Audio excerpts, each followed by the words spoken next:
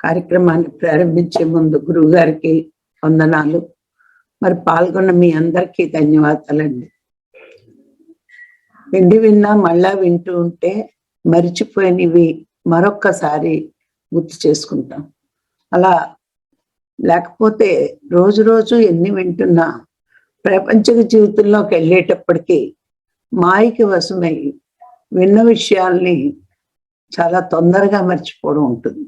ఎందుకంటే ఆత్మజ్ఞానం గురించి మాట్లాడే వాళ్ళు కొందరే, మరి ప్రపంచ జ్ఞానము మరి శరీరం కోసమే మాట్లాడేవాళ్ళు చాలా ఎక్కువ ఉన్నాయి ఈ ప్రపంచంలో. మన మాటలు మరుగున పడిపోతూ ఉంటాయి. అందుకే మళ్ళా మనం ఒక్కసారి ఇలా గుర్తు చేసుకుంటూ ఉండాలి. ఎందుకంటే దీని విలువ ఎవరికి కూడా కనిపించదు, ప్రత్యక్షంగా కనిపించదు, ప్రత్యక్షంగా తెలియదు. తెలియక ఉందో లేదో అనే సందిగ్ధంలో చాలా మంది ఉంటూ ఉంటారు.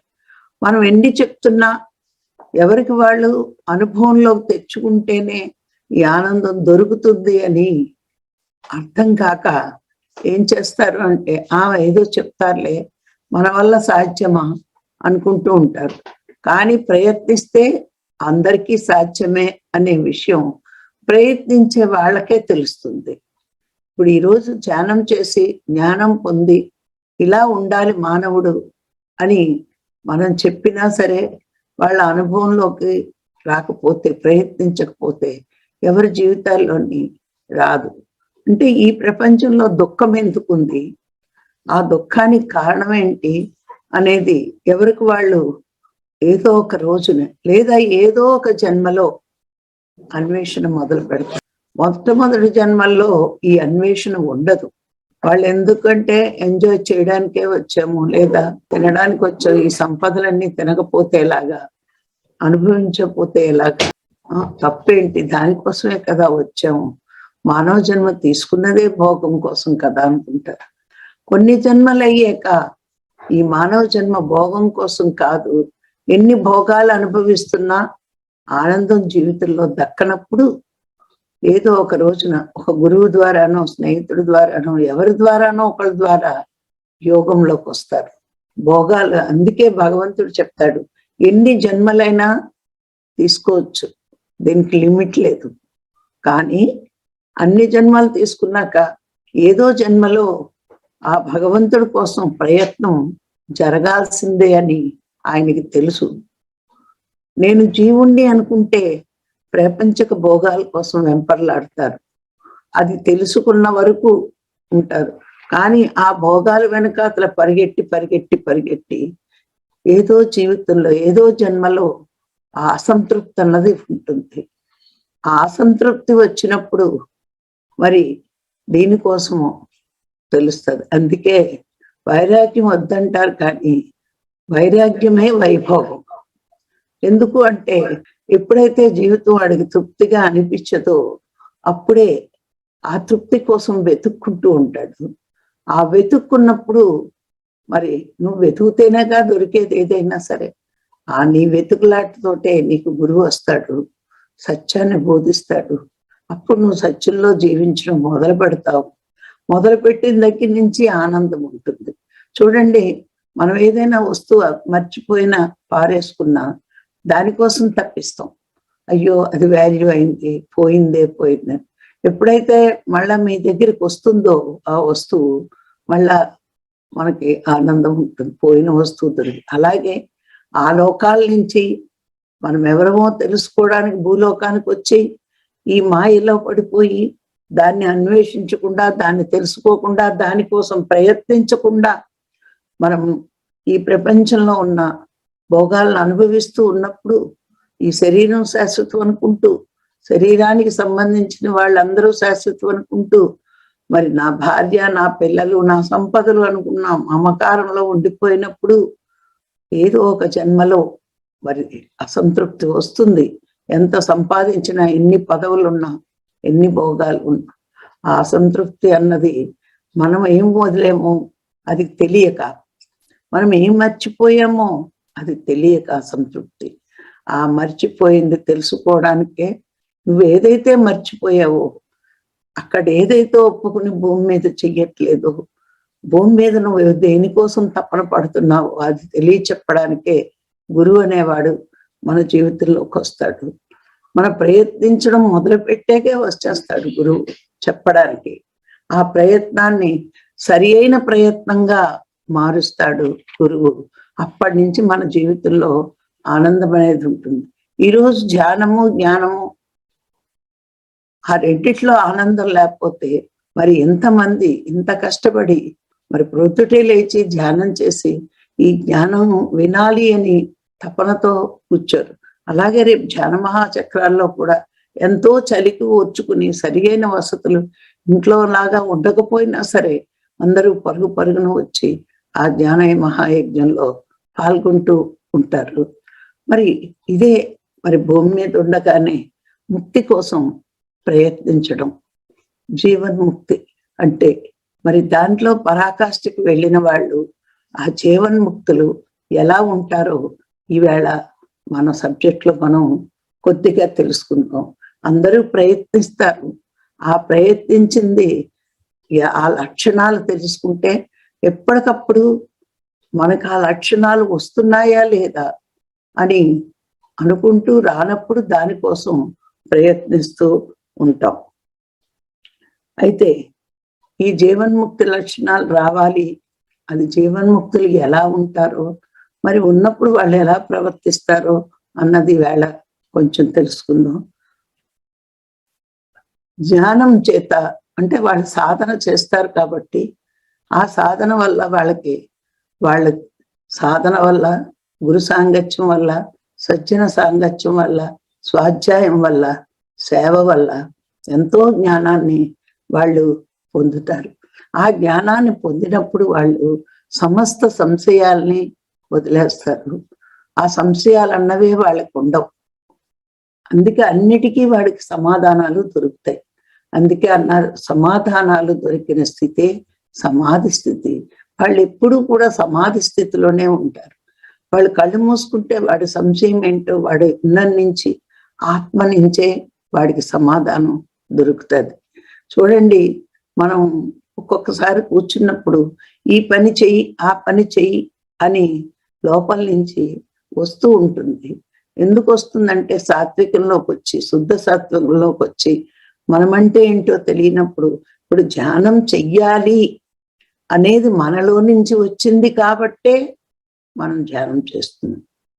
జ్ఞానం పొందాలి అని మనలో నుంచి వచ్చింది కాబట్టే జ్ఞానం పెంచుకోవడానికి ప్రయత్నిస్తున్నాం.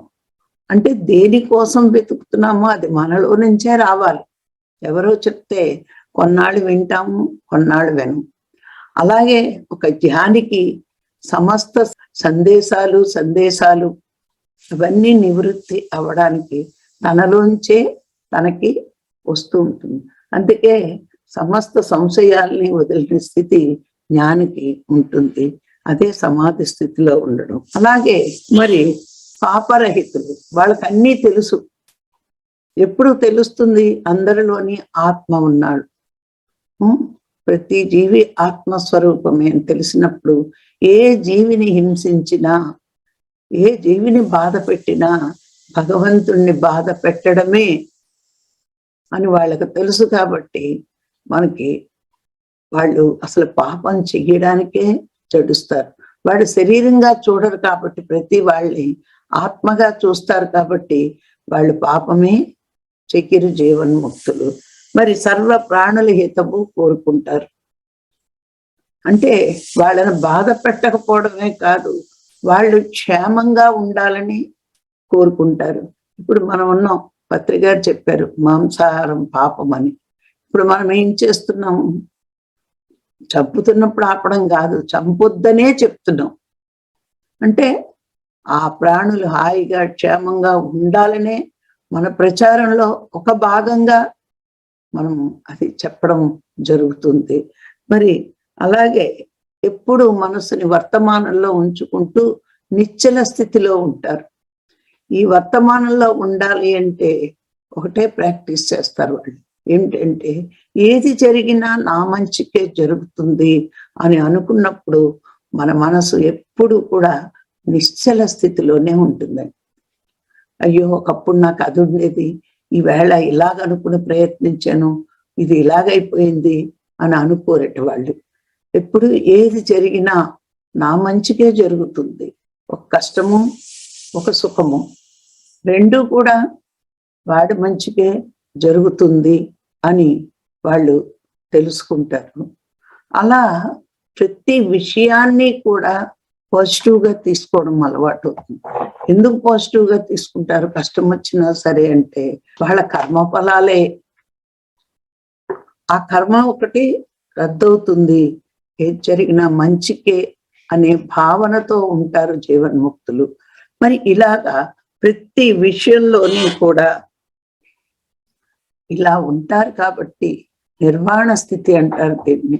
అంటే ప్రతి దాన్ని యాక్సెప్ట్ చేసి దాన్ని అనుభవంలోకి, అనుభూతుల్లోకి వాళ్ళు తీసుకురాగలుగుతారు. ఈ జీవన్ముక్తుల లక్షణాలు ఇలా ఉంటాయి. వాళ్ళ ప్రవర్తన కూడా అందరినీ సమభావంతో చూస్తూ ఉంటారు. మరి అందరినీ సమభావంలో చూడడం అంటే ఆత్మస్థితిలో ఉంటే చూడగలరు. మరి శరీర స్థితిలో ఉన్నప్పుడు వాళ్ళు వేరు వీళ్ళు వేరు వీళ్ళు వేరుగా ఉంటారు. కానీ ఆత్మస్థితిలో అందరూ ఒక్కలాగే ఉంటారు. దీనికి ఒక చిన్న ఉదాహరణ మీకు చెప్తాను. సమభావం అంటే అంటే ఒక మానవులైనా, మానవుల్లో గుణాలను బట్టి ఉన్న వాళ్ళు మనము ఆ గుణాలను పక్కన పెట్టి వాళ్ళలో దైవత్వాన్ని చూడాలి. మీకు తెలుసు, రత్నాకరుణ్ణి నారదుడు మరి వాడు దొంగ, అదే దారి దోపిడీ చేస్తాడు. మరి అలా దారి దోపిడీ చేసిన వాడికి మరి ఈ బ్రహ్మజ్ఞానం గురించి, ఆత్మజ్ఞానం గురించి ఎలా బోధిస్తాము అని, అలా ఎలా బోధిస్తాము అని అనుకోకుండా మరి అతనికి బోధించాడు.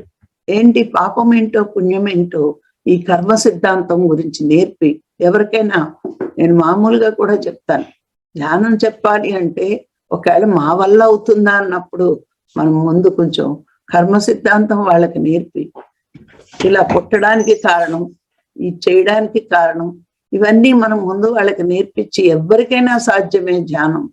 ఎలాంటి వాళ్ళకైనా, రత్నాకరుడే వాల్మీకిగా మారాడు ధ్యానం వల్ల, మరి మనకెందుకు సాధ్యం కాదు అని వాళ్ళకి నేర్పగలం. అలా మార్చాడు నారదుడు. మరి మనం కూడా అలా చెయ్యగలిగితే చాలా గొప్పగా ఉంటుంది. ఒక బ్రహ్మవేత్తగా మిగిలిపోతాం. వీడు అధమ జాతి, వీడు ఉత్తమ జాతి, వీడు ఈ కులం, వీడు ఆడ, ఈ మగ అనే ఉండవు. ఇంకొక విషయం ఏంటి అంటే, ఇది ఒక పుస్తకంలో నేను చదివాను. ఒక గురువు గారు ఉండేవారట శంబల్లో ఈ పక్కన. ఆ గురువు గారు ఏంటి అంటే, ఆ గురువు గారు ఏం చేశారు అంటే, ఆయన దగ్గరికి ఒక దొంగ వచ్చాడట. నేను శంబల్లో నుంచి వచ్చానండి, నన్ను మీ శిష్యుడిగా స్వీకరిస్తారా అని అడిగాడట. అడిగితే తప్పకుండా స్వీకరిస్తాను అని చెప్పాడట. అయితే తప్పకుండా స్వీకరిస్తానని చెప్పాక, నేను మద్యం తాగుతానండి అన్నాడట. పర్వాలేదు అన్నాడట. నేను జోదం ఆడుతానండి అన్నాడట. పర్వాలేదు అన్నాడట. నేను చాలా దురాచారాలు చేశానండి అన్నాడట. పర్వాలేదు. మరి ఇన్ని పాపాలు చేశాను, ప్రపంచంలో ఉన్న దోషాలన్నీ నాలో ఉన్నాయి, మరి నాలో ఇన్ని దోషాలు ఉంటే మీరు శిష్యుడిగా స్వీకరించగలరా అని అడిగాడట.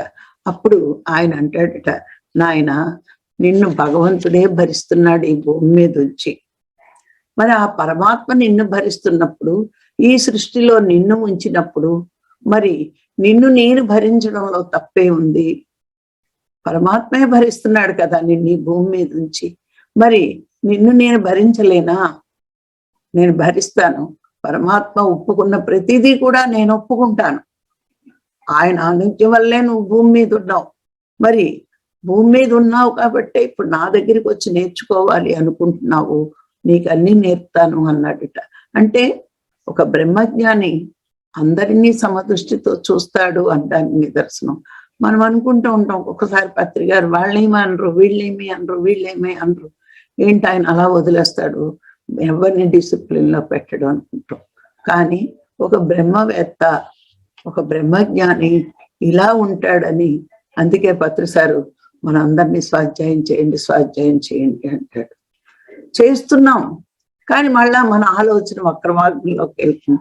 ఎంతటి పరమ మూర్ఖుడైన రత్నాకరుడే ఒక వాల్మీకిగా మారి మహాకావ్యాన్ని మనకు అందించాడే. మరి అలాగే సార్ ఎవరినైనా క్షమిస్తున్నారు అంటే వాళ్ళలో ఉన్న ఆత్మతత్వాన్ని చూసి ఏ రోజుకైనా ఆ ఆత్మ తానుగా తెలుసుకుంటాడు అని సార్ క్షమిస్తారు. మరి ఇవన్నీ ఉదాహరణలు తెలుసుకుంటూ ఉంటే మరి సార్కు తెలుసు వాడు భూమి మీదకి వచ్చాడు, భూమి మీద ఉన్నాడు అంటే ఆ అనుభవం కోసం వచ్చాడు. కానీ ఏ రోజుకైనా ఈ జ్ఞానం అనేది వాడికి అంటుకుంటే, మన దగ్గరికి వచ్చాడంటే జ్ఞానాన్ని అంటించుకోవడానికే వస్తాడు.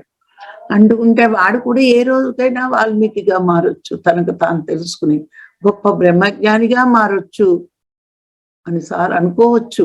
కానీ మనం వేరేగా ఆలోచిస్తాం. ఎందుకంటే మనం ఇటు శరీరానికి ఆత్మకి మధ్యలో ఉన్న మనకు పూర్తిగా ఈ జ్ఞానము లేదు, ఆ జ్ఞానము లేదు. అందుకే దేహాలను చూస్తాం, మనసును చూస్తాం, వేరు భావంతో ఉంటుంది. కానీ ఏ గురువు దగ్గరికైనా ఏ శిష్యుడైనా వచ్చాడు అంటే వాడు మోక్ష మార్గంలోకి వచ్చినట్లే అని మనం అర్థం చేసుకుంటే ప్రతివాడు గొప్పవాడు కాగలడు. ఆ జీవన్ముక్తులు ఏ విధంగా భావిస్తున్నారో మనం కూడా భావిస్తే మన మార్గం కూడా గొప్పగానే ఉంటది. ఆత్మ విచారణ మార్గంలో సంశయాలు ఉంటే మనము బలహీనులుగా మిగిలిపోతామట. గమనించుకోండి, ఈ విచారణ మార్గంలో ఉన్నాం మనం. కానీ ఈ విచారణ మార్గంలో ఉంటే మనము సంశయాలతో ఉంటే మనం బలహీనం అవుతాం. లేదు, గురువు మీద నమ్మకం ఉంచి బలహీనంగా ఉండకుండా గొప్పగా ఎదగాలి. ఎదిగినప్పుడు మనము గొప్పగా బలాన్ని సంపాదిస్తాం, ఆత్మ బలం. అందుకే ఎప్పుడు సంశయాలే ఉండకూడదు ఈ విచారణ మార్గంలోకి మనం వచ్చాక. భౌతిక పరిస్థితుల గురించి తృప్తి పడేవాడు అనుకుంటే, ఈ భౌతిక విషయాలన్నీ తృప్తిగా ఉన్నాయని అనుకుంటే వాడి జీవితం అంతా అసంతృప్తితోనే గడుపుతాడండి. కానీ ఆ భక్తిని పరమాత్మ వైపు తిప్పి ప్రతిదీ కూడా నాకు వస్తున్న ప్రతిదీ కూడా నా మంచికి జరుగుతోంది, ఏదైనా తృప్తితో జీవిస్తాడు. భౌతిక విషయంలో తృప్తి ఉంటాది అనుకుంటాడు, కానీ వాడికి తృప్తే ఉండదు. గమనించండి, ఈ సంవత్సరం ఇంత లాభం వచ్చింది, ₹1,00,00,000 అంటే దాంతో ఎవరైనా తృప్తి పడుతున్నారా అండి? తృప్తి పడరు. నెక్స్ట్ ఇయర్ ఇంకా టార్గెట్లు పెడతారు. అలాగే బిడ్డలు లేని వాళ్ళు ఒక్క బిడ్డ పుడితే చాలనుకుంటారు. కానీ ఆ బిడ్డ పుట్టాక ఆ కోరికతో ఆగుతారంటే వీడి మళ్ళా మంచి చదువులు చదవాలని కోరుకుంటారు. ఆ తర్వాత మంచి ఉద్యోగం రావాలి, ఆ తర్వాత ఇంకా ఏదేదో కోరికలు. ఇలాగ తృప్తి పడకుండా ఒక కోరిక తర్వాత ఒక కోరిక ఉంటారు. అందుకే ప్రాపంచిక జీవితంలో అసంతృప్తిగా బతుకుతారు ప్రతిదిని. కానీ ఆధ్యాత్మిక జీవితంలోకి వచ్చాక మనం చూడండి, ధ్యానంలోకి వచ్చాక 10 మందికి నేర్పినప్పుడు ఆ స్థాయిలో అక్కడ తృప్తి పడ్డాం. 100 మందికి నేర్పుతున్నప్పుడు ఆ స్థాయిలో అక్కడ తృప్తి పడ్డాం. అబ్బా, ఈవేళ 100 మందికి నేను చెప్పగలిగాను. ఇప్పుడు 1000 మందికి నేర్పినా అప్పుడు తృప్తి పడతాం. కానీ ఎంతమంది వచ్చినా నేర్పడానికి రెడీగా ఉంటాం. ఎలా? మన దగ్గర జ్ఞానం పెరిగినప్పుడు వచ్చే వాళ్ళందరినీ ప్రకృతి మన దగ్గరికి తీసుకొస్తుంది. కాబట్టి ఇక్కడ క్షణము తృప్తే. ఎందుకంటే మన బుద్ధి పరమాత్మ వైపు ఉంది. అందుకనే తృప్తితో జీవిస్తాం. గమనించండి, ప్రపంచంలో మన నలుగురు పొగిడారని ఎప్పుడు మనం గొప్పవాళ్ళం అయిపోం. నలుగురు తిట్టారని ఎప్పుడు మనము తక్కువైపోం. ప్రతి ప్రపంచం ఏమనుకున్నా పరమాత్మకి నచ్చితేనే నాకు జ్ఞానం పెరుగుతుంది. నా ముందు ఎంతమంది కూర్చున్నారో దాన్ని బట్టి నా జ్ఞాన పరిధి పెరుగుతుంది అని గమనించాలే తప్పించి, ఈ ప్రపంచం పొగిడినంతలో గొప్పవాడిని కాదు, ఈ ప్రపంచం నన్ను తిడుతుంటే నేను తక్కువ వాడిని కాదు అని అనుకోవాలి. బ్రహ్మములో చరించే యోగి ఎప్పుడూ తృప్తితో ఉంటాడు. అంటే తూషణ భూషణలకి కుంగక పొంగక ఉంటాడు. మరి ఎప్పుడు జ్ఞానులు నేను గొప్పవాడిని, నాకంటా గొప్పవాడు లేడు అని భావించకూడదట. ఎందుకంటే వాళ్ళకంటా గొప్పవాళ్ళు ఉంటారు. ఈ లోకంలో ప్రతి వాడు ఏదో ఒక గొప్ప పని చేయడానికే పుడతారు యోగులందరూ. ఒక్కొక్కళ్ళ మార్గం ఒక్కొక్కటిగా ఉంటుంది. కానీ నీ మార్గంలో నువ్వు వెళ్ళు, కానీ పక్కవాడు వెళ్ళే మార్గం తక్కువది అని ఎప్పుడూ మనం భావించకూడదు. వాడి స్థాయిలో. అందుకే చూడండి పత్రి గారు ఎవరిని విమర్శించరు. గమనించండి. ఏదో రోజుకొస్తాళ్లే అని తృప్తిగా చెప్పేస్తారు మనకి. అంతేగాని వాడు ఇంకా అలా ఉన్నాడండి, వీడు ఇంకా అలా ఉన్నాడండి అంటే ఏదో రోజుకి రాక తప్పదమ్మా అంటారు. అలా వాళ్ళ వాళ్ళ స్థితులను బట్టి వాడి గతి ఉంటుంది, వాడి మతిని బట్టి వాడి గతి ఉంటుంది. మనకి పెద్ద అడ్డు ఈవేళ మేడం చెప్పినట్టు దేహం మీద అభిమానం ఉన్నంత వరకు మనం ముందుకు సాగలేము. దేహాభిమానం వదిలిన వాళ్ళు జ్ఞానులు అవుతారు. దేహం మీద అభిమానం ఉన్నవాళ్ళు మరి జీవాత్మలు అవుతారు. దేహం మీద అభిమానం ఉన్నప్పుడు నువ్వు జీవాత్మగా మిగిలిపోతావు. దేహాభిమానం వదిలినప్పుడు జ్ఞానిగా మిగిలిపోతావు. అందుకే తత్వజ్ఞానం తెలుసుకోవాలి అంటే దేహాభిమానం కొంచెం వదిలితేనే ఆత్మాభిమానం మనకి వృద్ధి అవుతుంది. మనం దేహాభిమానంలో ఉన్నప్పుడు జీవాత్మలమి, ఆత్మాభిమానంలో ఉన్నప్పుడు పరమాత్మ స్థాయికి ఎదుగుతాము. మరి జీవన్ముక్తి స్థితిలో ఉంటాం. అందుకే మనం ఎలా ఉన్నాము అన్నది ఎప్పటికప్పుడు విచారణ చేసుకోవాలి. నేను దేహస్థితిలో ఉన్నానా, మనోస్థితిలో ఉన్నానా అని తెలుసుకుంటూ ఉండాలి. దేహము మనసు ఎప్పుడూ ప్రపంచం వైపే పరుగులు తీస్తూ ఉంటుంది. ప్రపంచ భోగాల కోసం, ప్రపంచ సౌకర్యాల కోసం పరుగులు తీస్తూ ఉంటుంది. కానీ నీ బుద్ధిని పరమాత్మ వైపు తిప్పినప్పుడు, నువ్వు ఆత్మస్థితిలోకి వచ్చినప్పుడు, నువ్వు దేహం ఎలా ఉన్నా, మనసు ఎంత కల్మషంగా ఉన్నా దాన్ని ఎప్పటికప్పుడు ప్యూరిటీ చేసుకుంటూ ఆత్మస్థితిలో ఎదుగుతూ పరమాత్మ వైపు నీ దృష్టి చారించినప్పుడు ఇంత సాధనే చేస్తాను, ఇంత జ్ఞానమే పొందుతానని అక్కడ నీకు తృప్తి ఉండదు.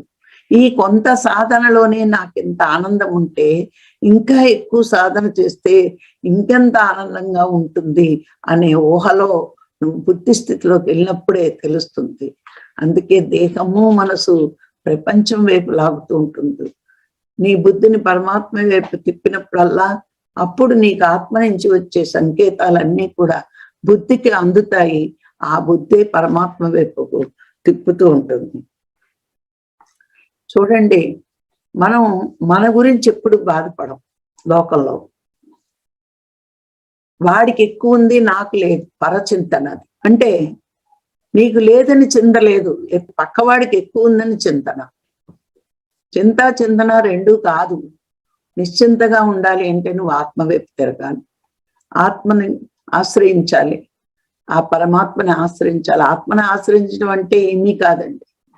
శరీరాన్ని మర్చిపోయి, మనసుని మర్చిపోయి నీ దృష్టిని పరమాత్మ వైపు తిప్పడమే ఆత్మచింతన. అలా ఉన్నప్పుడే నువ్వు నిశ్చింతమైన జీవితాన్ని జీవించగలరు. మరి ఎప్పుడంటే అది మన సహజమైన జీవితం కాబట్టి. ప్రపంచంలో జీవిస్తున్న జీవితం అంతా అసహజమే.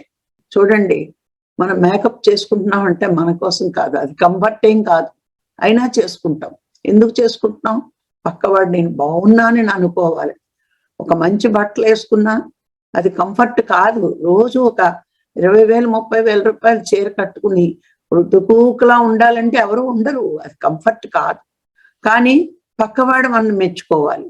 అలా ఏది చేస్తున్నా పక్కవాడి చింతలో నీ చింత లేదు, పక్కవాడు ఏమనుకుంటాడు అనే చింతనలో ఉన్నావు కాబట్టి అది సహజత్వం కాదు. కాబట్టి నువ్వు పూర్తిగా దాన్ని అనుభవించు.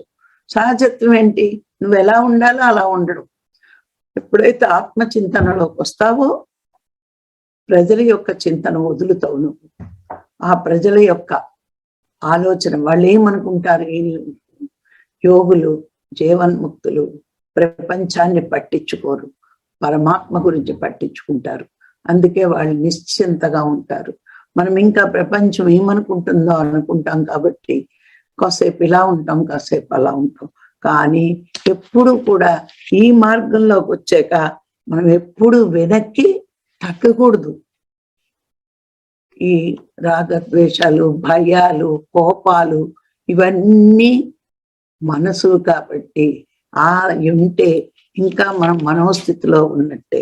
ఒక జీవన్ముక్తుడు ఎలా ఉండాలి అంటే ఇంకొకసారి చెప్తున్నాను, పాపరహితుడు, సమస్త సంశయాలు వదిలిన స్థితిలో ఉంటాడు, సర్వ ప్రాణుల హితవు కోరుతాడు, మనసుని ఎప్పుడు నిశ్చల స్థితిలో ఉంచుకుంటాడు. ఈ 4 లక్షణాలు జీవన్ముక్తుడి లక్షణాలు. వీళ్ళ వల్లే లోకానికి ఉపయోగం ఉంటుంది, వీళ్ళే లోకానికి హితవు చేసేవాళ్ళు. అందుకే మనం జ్ఞాన మార్గంలోకి వచ్చాక ఇవన్నీ మనం ఆచరణలో పెట్టుకోవాలి. ఆ ఆచరణలో పెట్టుకోవడము అంటే మనం ముందు ధ్యానం బాగా ప్రాక్టీస్ చేయాలి. ఇలాంటి విషయాలు, నేను ధ్యానం చేస్తున్నాను నాకు జ్ఞానం వచ్చింది అంటే భూమి మీద ఉండగానే మోక్ష స్థితిలో ఉండడమే జీవన్ముక్త స్థితి. మోక్షము అంటే వ్యామోహాలను వదిలిన స్థితి, మమకారాలను వదిలిన స్థితి. నువ్వు ఆ స్థితిలో ఉన్నావంటే నీకు ఈ 4 లక్షణాలు ఉండాలి. ఈ 4 లక్షణాలు ఉంటే నువ్వు జీవన్ముక్త స్థితిలో ఉన్నట్టే అని మనం మళ్ళా ఇంకొకసారి గుర్తు చేసుకుంటూ, పాపరహితుడు అన్నారు అంటే పాపం ఎప్పుడు చేస్తాం? అహంకారం పెరిగినప్పుడు పాపం చేస్తాం. అందుకే అహంకారాన్ని ఎప్పటికప్పుడు తగ్గించుకోవాలి.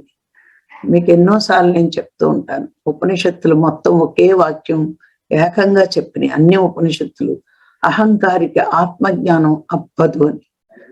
అందుకంటే పాపం ఉంటుంది వాడికి జీవితంలో. అంటే అహంకారంతో కొంతమందిని తక్కువ చూస్తాడు, కొంతమంది ఎక్కువ చూస్తాడు, నేనే గొప్పని సాటి వాళ్ళని చూస్తాడు.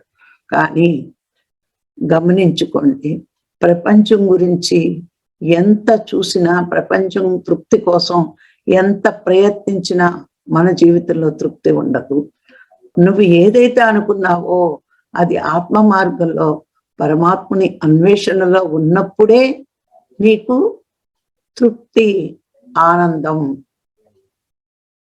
ఇది గమనించాలి. దీనికి ఒక చిన్న ఉదాహరణ చెప్పి మనం ముగించుకుందాం. ఒక ఊర్లో, ఒక రాజ్యంలో ఒక రాజుగారు ఉండేవారట. ఆ రాజుగారికి ఒక మంచి మంత్రి గారు ఉండేవారట. రాజ్యం వ్యవహారాలన్నీ మంత్రి గారు చూసుకునేవారట. చూసుకుంటూ ఉంటే ఇంక రాజు అవసరం పెద్దగా అనిపించేది కాదట, అన్ని సమస్యలు ఆయనే పరిష్కరించేవారట. చాలా మంచి ధర్మ మార్గంలో రాజ్యాన్ని నడిపించేవారట. అలా నడిపిస్తున్నప్పుడు ఒకసారి, ఎప్పుడు కూడా మంత్రి గారి వ్యవహారాలు చూసుకుంటున్నారు, రాజు అవసరం ఉండట్లేదు అని రాజుగారు కొలువుకు రావడం, దర్శనం ఇవ్వడం చాలా తక్కువైపోయిందంట. ఎప్పుడు రాణిలతో కాలం గడుపుతూనే ఉండేవాడట, బయటికి కూడా వచ్చేవాడు కాదు. ఆ స్థితి వచ్చేటప్పటికి ఈ విషయం ప్రజలకు తెలిసిందంట. రాజుగారు బయటికి రారు, మంత్రి గారు. మరి మెల్లిమెల్లిగా రాజుగారు పట్టించుకోలేదంటే మరి రాజ్యంలో మరి శిక్ష వేసేదే రాజు కదా, తప్పు చేస్తే దండించేది రాజు, శిక్ష వేసేది రాజు. మరి అలాంటి రాజు పట్టించుకోవట్లేదంటే ఎవరి కాళ్ళు విజృంభిస్తారు, మితిమీరిపోతారు కదా. ఈ విషయం ప్రజలకు తెలిసాక ఇంకా వాళ్ళు తిరుగుబాటు, మంత్రి గారి మాట వినకపోవడం, మంత్రి గారు చెప్పినట్టు చెయ్యకపోవడం, ఒకళ్ళనొకళ్ళు దోచుకోవడం, పన్నులు సరిగ్గా కట్టకపోవడం, ఇట్లా జరగడం మొదలు పెట్టిందంట. మొదలు పెడితే అప్పుడు మంత్రి గారు కొన్నాళ్ళు చూశారు, సమస్యని పరిష్కరించలేకపోతున్నారు. అప్పుడు ఏమైంది, రాజుగారి దగ్గరికి వెళ్దామని వెళ్తే ఈ రాణులు ఏం చేశారట, ఈ మంత్రి గారు చెప్పినవన్నీ రాజుగారు వినేస్తే మమ్మల్ని వదిలేసి బయటకు వెళ్ళిపోతాడు అని ఏం చేశారట, రానివ్వలేదట రాజుగారి దగ్గరికి. అలా 4 రోజులు పోయాక మళ్ళీ ఒక కాగితం పట్టుకుని వెళ్ళాడట. అమ్మ, నాకు దర్శనం ఇవ్వకపోయినా ఈ కాగితాన్ని రాజుగారికి ఇవ్వండి అని చెప్పి అంటే సరే అని పుచ్చుకుని చింపేశారట. ఇంకెంత ప్రయత్నించినా ఆయనకి రాజుగారి దర్శనం జరగట్లేదట. జరగకపోతే అప్పుడు ఆయన విచారంగా కూర్చుంటే ఆయన అంతర్వాణి చెప్పిందట, నువ్వు చేయగలిగింది చేస్తున్నావు, కానీ ఇక్కడ ఏమీ జరగట్లేదు. ఈ రాజుగారి కోసం ఎదురు చూసేది పరమాత్మ కోసం అన్వేషిస్తే నీకు జరుగుతుంది కదా, నీ ఆనందం ఉంటుంది కదా, నీ అంతర్వాణి అందట. అప్పుడు ఆయన అడవికి వెళ్ళిపోయి ఓ చిన్న కుటీరం వేసుకుని ధ్యానంలో కూర్చోవడం మొదలు పెట్టాడట. ధ్యానంలో కూర్చుంటే అప్పుడు ఈ తిరుగుబాటు ఎక్కువైపోయింది. ఈ అంతఃపురం తలుపులు భటులందరూ బద్దలు కొట్టారట. బద్దలు కొట్టి లోనకి వెళ్ళారట రాజుగారి దగ్గరికి. వెళ్తే బాగా ఆ రాజ్యం అంతా అల్లకల్లోలంగా ఉంది, తిరుగుబాటుతనం ఎక్కువైపోయింది, మరి రాజ్యానికి ప్రమాదం ఎక్కువగా ఉంది అని రాజుగారికి చెప్పారట వీళ్ళు. చెప్తే మరి మంత్రి గారు ఉన్నారు కదా, మరి ఇంత తిరుగుబాటు జరుగుతుంటే నాకెందుకు చెప్పలేదు అంటే, మంత్రి గారు వచ్చారండి, మీ రాణులు మీకు దర్శనం కలగనివ్వలేదు, మరి అలాగే ఆయన ఒక కాగితం పట్టుకుని వచ్చాడు, మీకు అందించలేదు, మీకు ఏ విషయం తెలియనివ్వట్లేదు, మరి ఆయన వెళ్ళిపోయారు, ఇంకా అడవికి వెళ్ళిపోయి ధ్యానం చేసుకుంటున్నారు ఆయన అన్నాడు.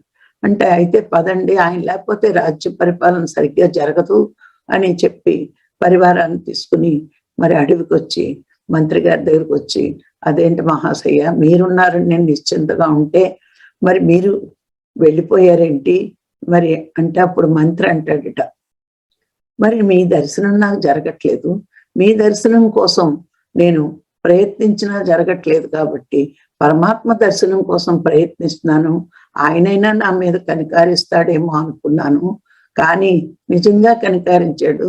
ముందు ఏ దర్శనం కోసం విరక్తి పొంది ఇక్కడికి వచ్చానో నాకు మీ దర్శనం ఆయనే కలిగించాడు, నాకు ఇప్పుడు తృప్తిగా ఉంది అని చెప్తాడట. అంటే చూడండి, ఆయన ఏ ఆశయంతో వచ్చాడు? రాజు దర్శనం కలగలేదు, ఇంక నేనెందుకు రాజ్యంలో అనుకుంటూ వచ్చి ధ్యానం చేసుకున్నాడు. ఏ ఆశయంతో వచ్చాడు? రాజు దర్శనం కలగలేదనే ఆశయంతో వచ్చాడు. ధ్యానంలో కూర్చున్న కొద్ది రోజులకే రాజు దర్శనం కలిగింది.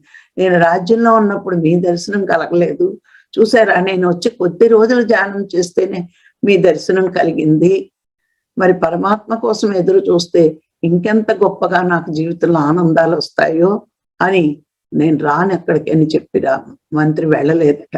ఇంకా రాజు వెళ్ళిపోయి మరి ఆయనకి బుద్ధి వచ్చింది కదా, నేను అంతఃపురంలో కూర్చుంటే రాజ్యం అల్లకల్లోలం అవుతుందని ఆయన వెళ్ళి ఆయన పని చేసుకున్నాడు. అంటే ఇక్కడ గమనించవలసింది ఒకటి, మనం ప్రపంచ జీవితంలో మనకి సాధ్యం కానివన్నీ కూడా ఆధ్యాత్మిక జీవితంలో సాధ్యం అవుతాయి. ఇది మనందరము గమనించవలసిన విషయం. ఈ కథ ద్వారా మనం అసక్తులు అనుకుంటాం, అందుకే వేమన అన్నాడు, సాధనమున పనులు సమకూరు ధరణిలోన. మనకి సాధ్యం కాదు అనుకున్నవి సాధన వల్ల ఈ భూమి మీద అన్నీ సమకూర్చుకోవచ్చు. అందుకే పత్రి గారు ఎవరికైనా ఒకటే సమాధానం చెప్తారు, ధ్యానం చెయ్యండి, ధ్యానం చెయ్యండి. ఇంకా రెండో పరిష్కారం ఆయన చెప్పరు. అంటే నువ్వు సాధన చేస్తే అన్నీ సాధించగలవు అని చాలా చక్కగా మనకి ఇలాంటి కథలు విన్నప్పుడు నిజమే కదా, రాజు దర్శనం కోసం ఆయన తప్పించాడు, జరగలేదు. ధ్యానంలో కూర్చున్న కొద్ది రోజులకే రాజు దర్శనం కలిగింది. నేను కొద్ది రోజులు ధ్యానం చేస్తేనే దర్శనం కలిగితే నేను ఇంకొద్ది రోజులు కష్టపడితే పరమాత్మ దర్శనం కలగదా అనుకున్నాడట. మరి ఇలాంటివి చదివినప్పుడు ఏది సుసాధ్యం కాదు, అసాధ్యం కాదు, సుసాధ్యమే. ధ్యానంలో ఏది అసాధ్యం కాదు, అన్నీ సాధ్యమే. కానీ ధ్యానంలో మనం స్థాయి పెరిగే కొద్దీ మనము సాధించవలసినవి చాలా సాధించగలము. అందుకే భూమి మీద ఉండగానే ముక్త స్థితిలో ఉండడమే జీవన్ముక్తి. ఆ స్థితిలోకి వచ్చాక మరి ఇలా ఉంటాం, పాపరహితంగా సర్వ ప్రాణుల హితము కోరుకుంటూ ధ్యానం వల్ల సమస్త సమస్యలకి సమాధానాలు దొరికించుకుంటూ మరి ఎప్పుడూ మనసుని నిశ్చల స్థితిలో ఉంచుకోగలగడమే జీవన్ముక్తుల లక్షణము. ఈ లక్షణాలన్నీ మనం అలవాటు చేసుకోవాలి. మరి ఈరోజు నాకు ఈ అవకాశాన్ని ఇచ్చిన మీ అందరికీ మరొక్కసారి కృతజ్ఞతలు. Thank you.